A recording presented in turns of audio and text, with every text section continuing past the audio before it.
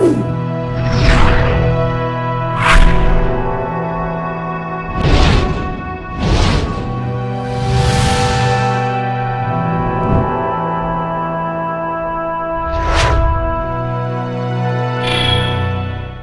maçonaria, além de ser uma sociedade secreta iniciática ocultista, também é uma religião, embora seus defensores busquem negar este fato a todo custo.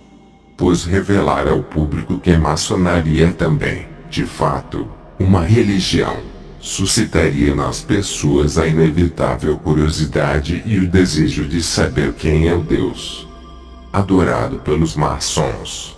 Fato que não desejam revelar.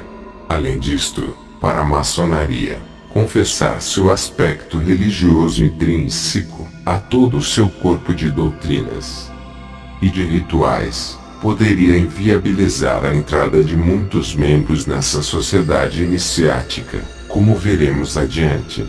Vejamos agora o que diz Albert Pike, um dos maiores maçons de todos os tempos. Era grande comandante maçom e soberano pontífice da maçonaria universal.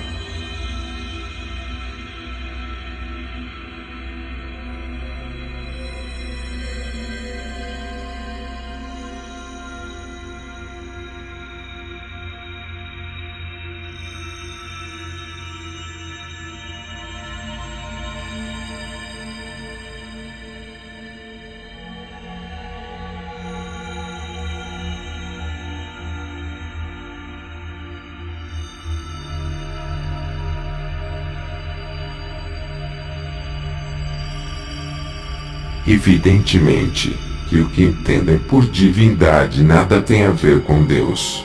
Este livro de Albert Pike, Morais e Dogmas, é uma das principais referências em todas as lojas maçônicas, templos, em todo o mundo, para a maçonaria.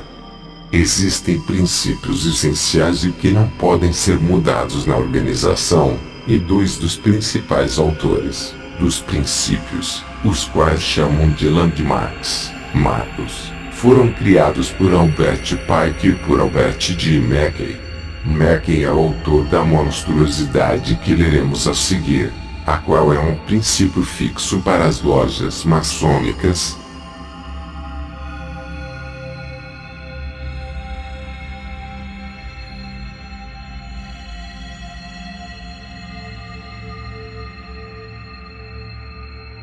E essas normas não deveriam ser alteradas, por mais que lojas mais afrouxadas modernamente tenham aceito mulheres, mostrando que a maçonaria sempre entra em contradição.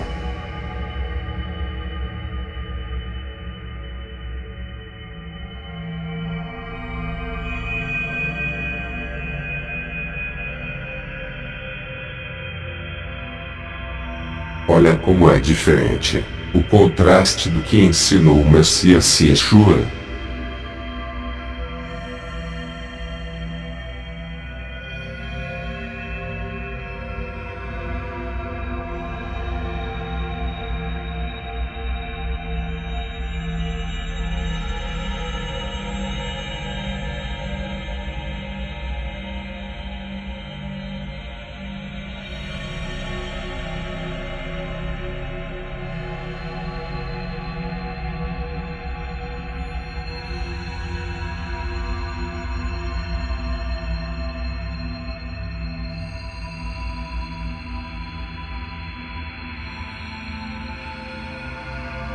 As landmarks, princípios maçônicos, de Albert Gallatin Mackey são 25, ao todo, das quais citaremos apenas alguns, lembrando que 2 já foram citados anteriormente.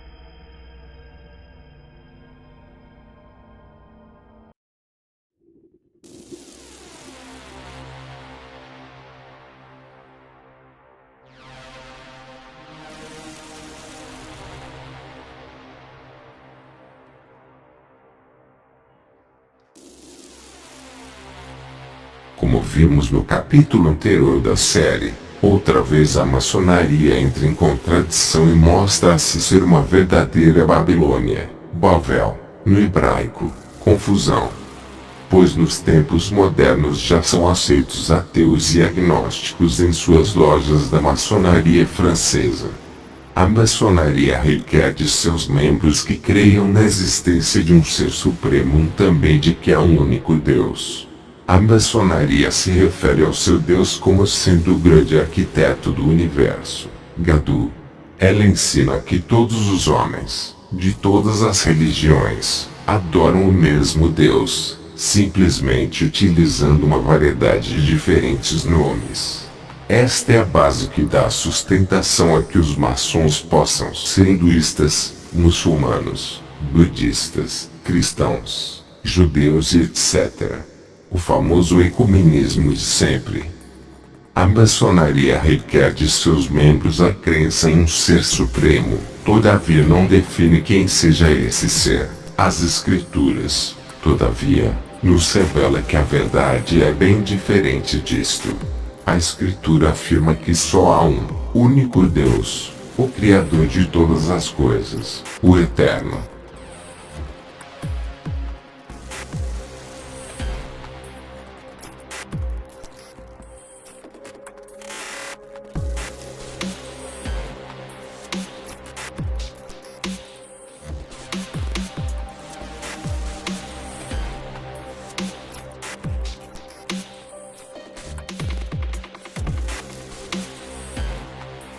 Este é o nome do Criador. Então, obviamente, Krishna não é Deus, Zeus não é Deus, Moloch não é Deus, Odin não é Deus, Baal não é Deus, Shiva não é Deus, Ganesh não é Deus, Osíris não é Deus, Horus não é Deus, Brahma não é Deus, etc.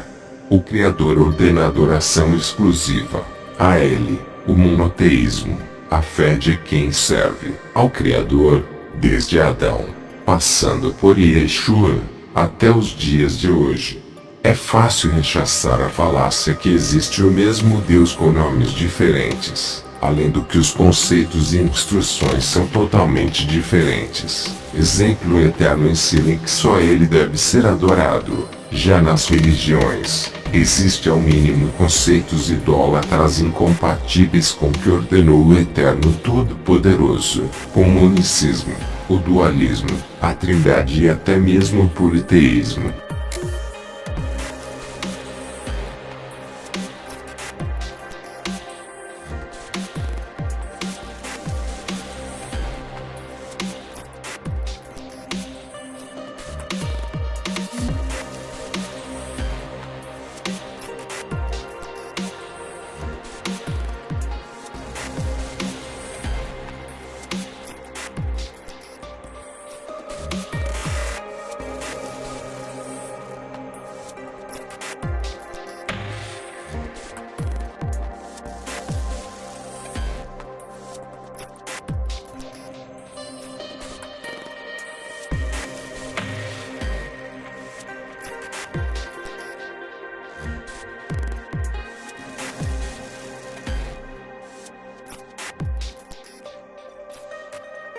Como vimos no vídeo anterior, em suas reuniões secretas em suas lojas, templos, a maçonaria adota o que chamam eles de o livro da lei, o esquadro e o compasso, considerados como suas três luzes emblemáticas, que deverão estar sobre o altar dos juramentos.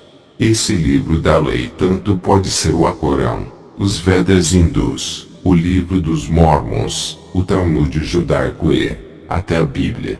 Essa afronta a Deus tenta colocar as escrituras no mesmo nível desses outros escritos.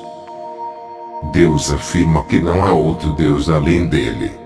A maçonaria afirma que qualquer Deus, entre aspas, pode ser o tal Gadu. Gadu pode designar qualquer Deus. O Deus da Bíblia não é o Deus dos maçons, pois para aquela organização ocultista, o tal Gadu pode ser tanto Krishna, Buda, Allah e Iemanjá ou os seres que estão por trás de todos estes ídolos criados. os demônios. A maçonaria, portanto, discorda de Deus.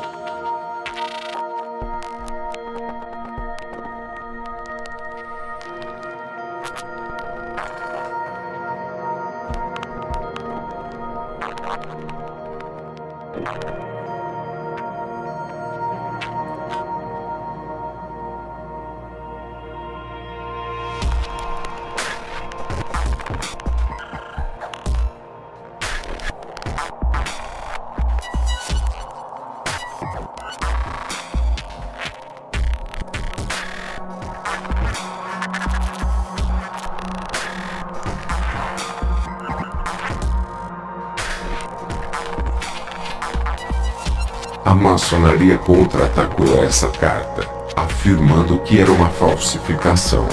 No entanto, precisa responder ao fato que essa adoração a Lúcifer também é explicada nos dois livros monumentais de Pike, Morals e Dogma, e Magnum Opus.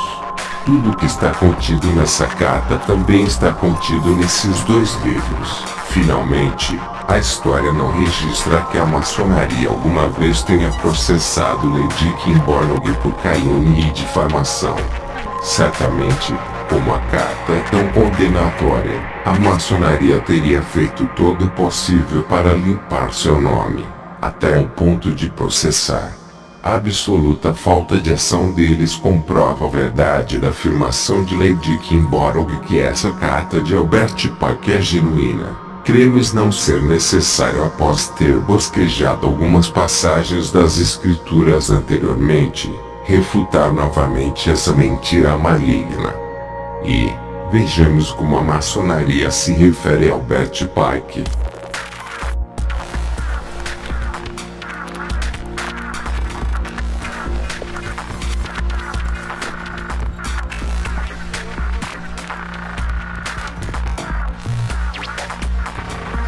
Tanto Albert Pike, como seu bajulador Albert Mackey, são os principais autores e criadores das chamadas landmarks maçônicas, as regras essenciais e fundamentais dessa religião, filosofia, sociedade secreta ocultista, clube do bolinha conhecida por maçonaria.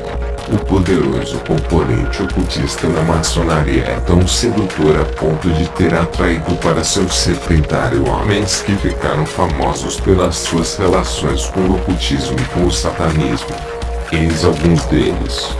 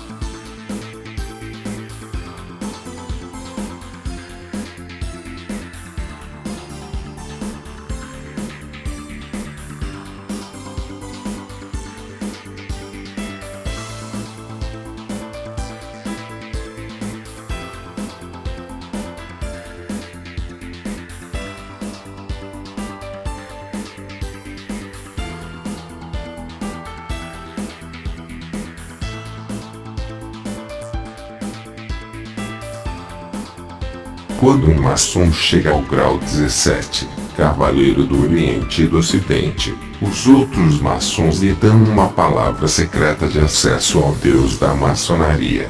E a tal palavra secreta é Abaddon. Abaddon é uma palavra em hebraico que significa ruína ou destruição, que conforme a cultura judaica, se encontra na passagem de Jó 26 verso 6.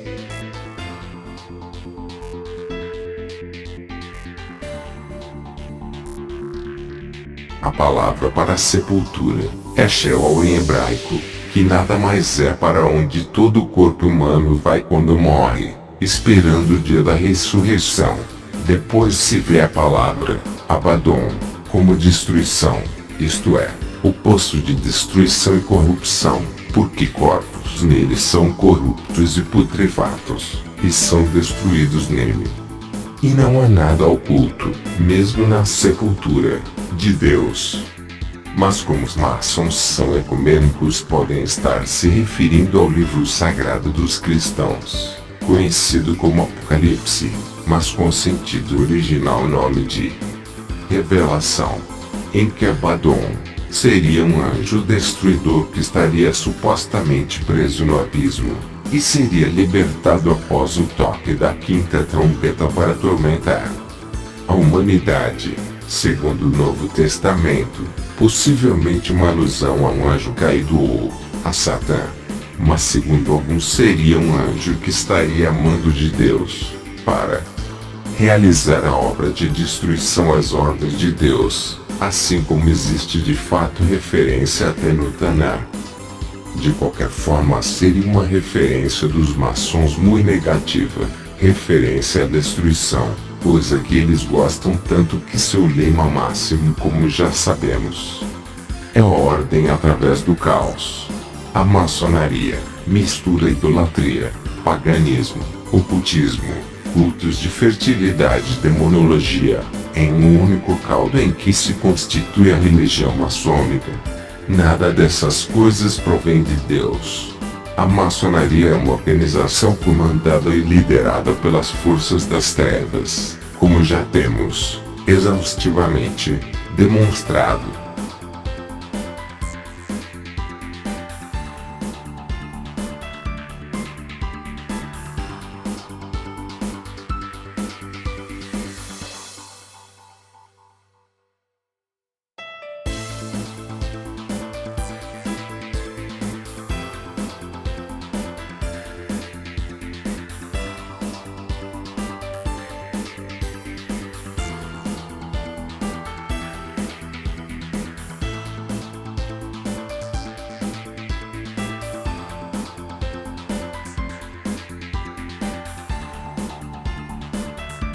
A maçonaria se infiltrou na política brasileira e continua infiltrada, e nenhuma nação da Terra pode ser beneficiada por uma organização que serve às trevas.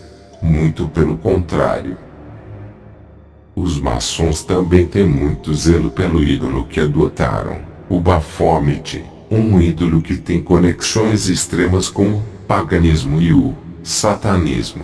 É um deus pagão da fertilidade associado à força criativa da reprodução, representado com uma cabeça de bode ou carneiro, um símbolo comum de procriação e fecundidade, além de representar o conceito dualista e o andrógeno das falsas divindades que apareceram, desde que mundo é mundo.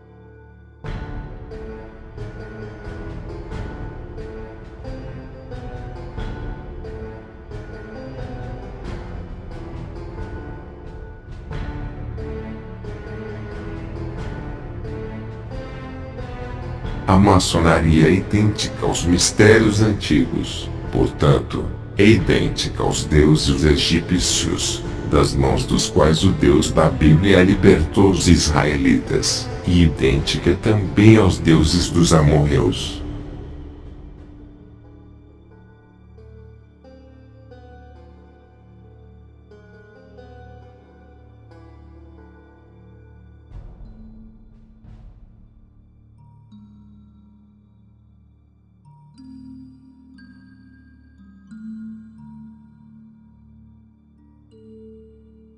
Deus abomina qualquer culto a deuses pagãos, pois tem amor à humanidade e não tem prazer em adorarmos aos que são na verdade seres malignos, que só têm uma intenção: destruir nossas vidas, e nos afastar do Criador.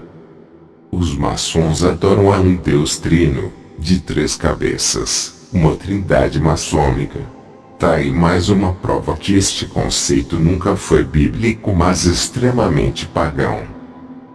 Ao chegar no grau do arco real, tanto no rito escocês quanto no rito de York, simbolicamente, o maçom nas ruínas do Templo de Salomão encontra a Arca da Aliança, e dentro dela estaria o nome inefável de Deus, entre aspas, que também é a palavra sagrada daquele grau, e esse nome é Jabulon.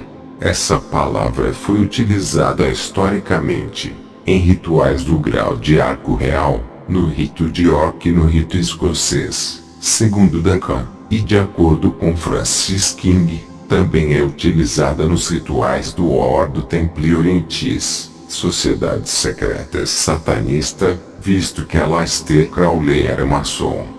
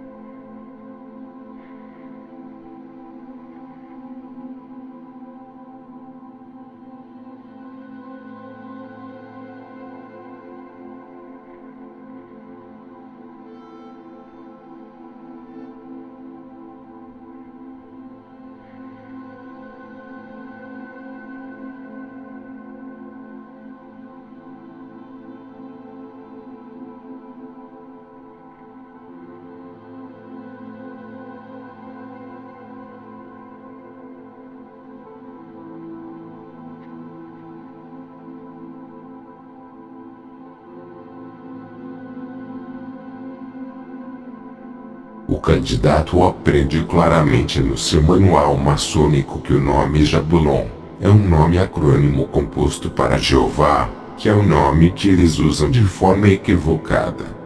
Para o Deus da Bíblia, usam o nome encurtado, Já, mas na verdade seria Iá, pois o J não existe no hebraico, e Bu alusivo a Baal, e também On, alusivo a Osíris. Neste nome composto, é feita uma tentativa de mostrar mediante uma coordenação de nomes, que tudo ou todos são a mesma coisa. Baal era uma falsa divindade, tão maligna que encontrar o nome do Deus único, verdadeiro e santo, o Eterno, ligado ao de Baal e On, Osíris nos ritos maçônicos é blasfêmia. Quem quer que estude a malignidade de Baal no Taná pode ver isso claramente. Deus não é uma combinação de todos os deuses. As Escrituras nos ensinam que só o Eterno é o Deus único e verdadeiro, e não uma associação de todos os deuses, como a maçonaria com seu ecumenismo sujo tenta passar. Além do fato, do conceito unicista e pagão de 3 deuses em um, que não é bíblico, e está enfurnado em várias religiões pagãs. Quando a nação de Israel recebeu a Torá, que é a parte mais importante da Bíblia, foi-lhe dada a seguinte ordem: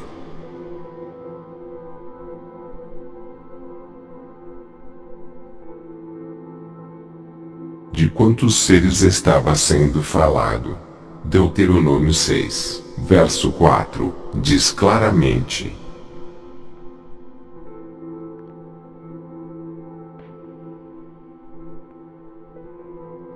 não 3 em 1.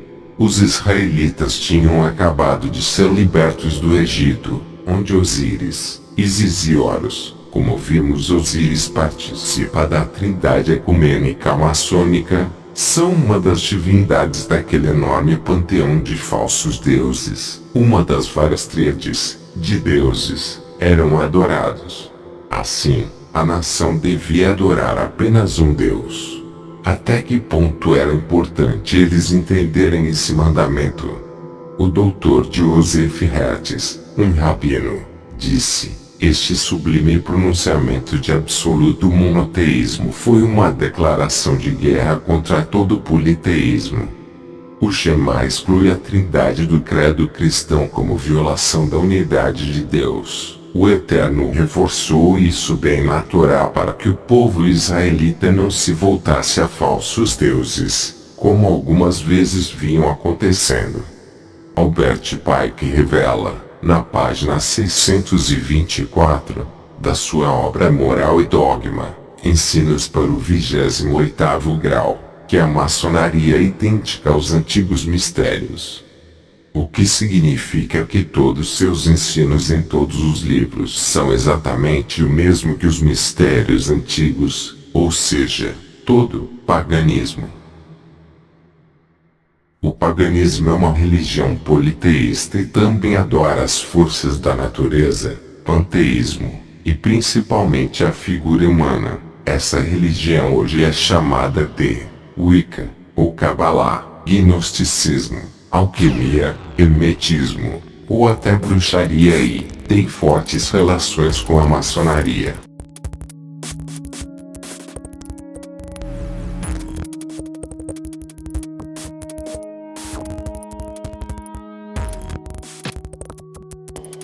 O paganismo gira fundamentalmente na figura dos astros, mas principalmente na figura do Sol. A figura do Sol é encontrada em toda a loja maçônica, seja no simbolismo do delta flamejante, etc.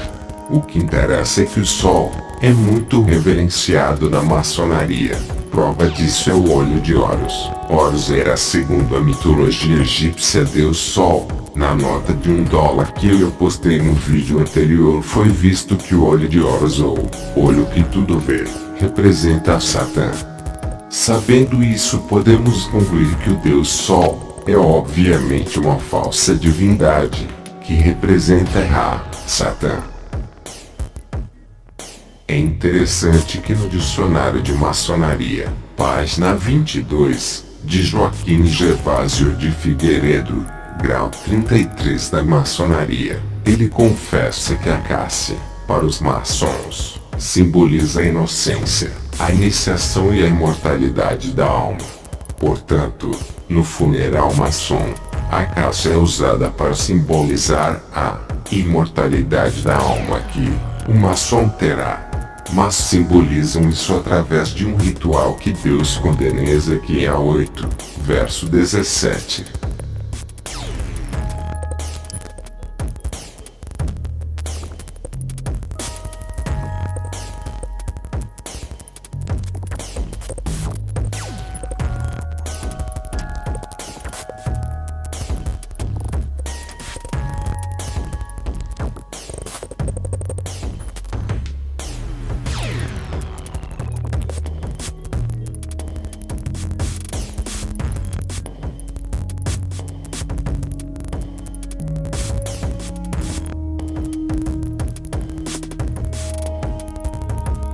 Daí, os maçons começam a rodar em volta do túmulo. Na outra extremidade do caixão, o venerável mestre tira o ramo de acácia do caixão, leva-o às suas narinas e volta para dentro do caixão. Mas de onde eles trazem essa ritualística? Em Ezequiel 8, 1 a 18, mostra como a casa de Judá nos dias de Ezequiel haviam se tornado sincretistas, ou seja, misturaram formas diferentes de adoração pagã e as trouxeram para dentro do templo. E uma das abominações que faziam eram levar o ramo ao nariz. Vê, eles levam o ramo ao nariz. Ezequiel 8, verso 17. O que significava levar o ramo ao nariz?